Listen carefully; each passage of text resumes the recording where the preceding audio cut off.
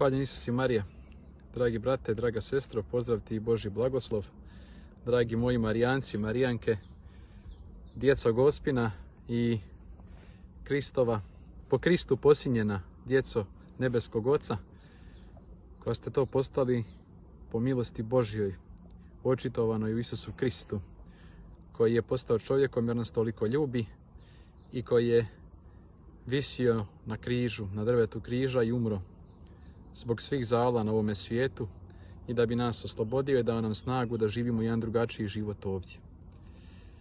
Jer on koji je čista i savršena ljubav dolazi u ovaj svijet koji je prepun zla i pobjeđuje taj svijet snagom svoje ljubavi i snagom svojega križa. Na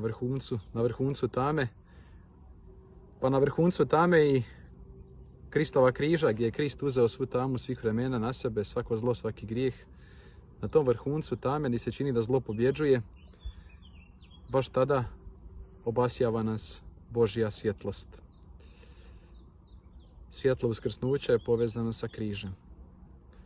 Kad se tu cijela zemlja zamračila u jednom duhovnom smislu, kad je Krist umro na križu, baš tada je svjetlo pobjedilo.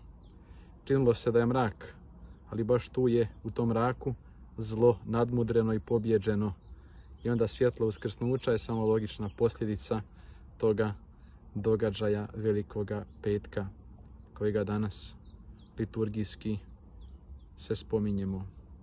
Bez svete mise, tišina, muk, otajstvo muke, ali sa blagim pogledom prema uskrsnuću. Neka isto tako bude i u našoj domovini, koja je prošla puno trenutaka tame u svojoj povijesti, koja i dan danas proživljava jednu tamu, ali ta tama nema zadnju riječ. Krist uskrsli ima posljednju riječ, pa neka po njemu uskrsna i naša domovina na novi život. I neka žrtva i Blajburga, Vukovara, Škabrnje i tisuće drugih događaja koji su tragični bili u našoj povijesti, neka ne završe sa tim potpisom tragedije, nego se pretvore u krv mučeničku, koja je sjeme novih kršćana i koja daruje nove milosti i koja nas vodi sve bliže u slavi uskrsnuća.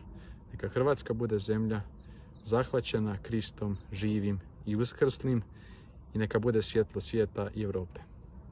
Svako dobro, Božji blagoslov, molimo jedni za druge, zagovarajmo jedni za druge, zagovarajmo za našu domovinu, crkvu, cijeli svijet.